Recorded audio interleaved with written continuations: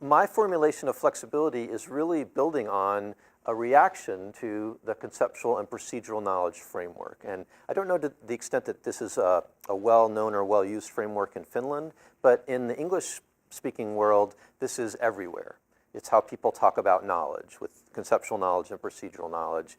And when I first started thinking about conceptual and procedural knowledge, I was really concerned with what those words meant and what people meant by the words procedural knowledge in particular. And so I published a paper in 2005 where I tried to state what my argument was with these terms. And what I tried to point out here is that for most people, when they use the words conceptual knowledge, what they're really talking about is a certain type of knowledge, but also a certain quality of knowledge. Conceptual knowledge, when people use that phrase, it tends to mean deep or understood conceptual knowledge. It doesn't have to be that, right? We could have superficially known conceptual knowledge. That's a type of conceptual knowledge. But I found that when people use that phrase, they weren't talking about that at all. They only meant deep conceptual knowledge. The opposite was true for procedural knowledge. When people use that phrase, they were referring to superficially known procedural knowledge, things you memorized or knew by rote. They weren't talking about this at all. They were only talking about this.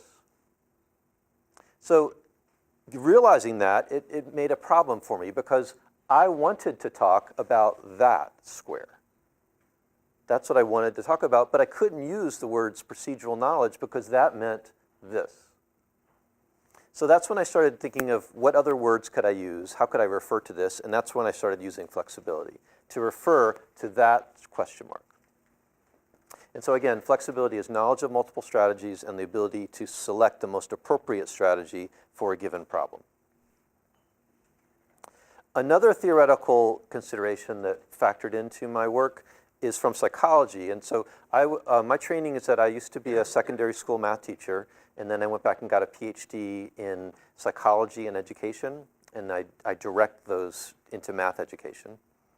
In psychology, there's a well-known distinction between what's called competence and performance.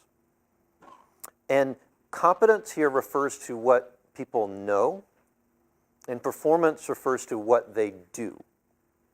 It's sort of the knowledge and the knowledge in action. And there's a difference between those that has been found in many different domains of learning.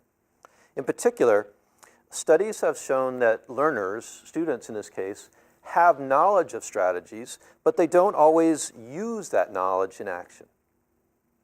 So you can think about, using the language here, that would mean competence tends to precede performance. So if you give your students a test, you can make some inferences about what they know based on what they do, but sometimes they know a lot more that they just, for some reason, didn't use.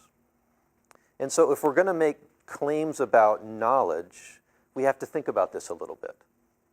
We may not be able to just assess what they use if we want to know what they know. We may have to have separate assessments for what they know and what they use. And in some ways, flexibility involves both of these. I'm interested in what they know and also what they choose to use.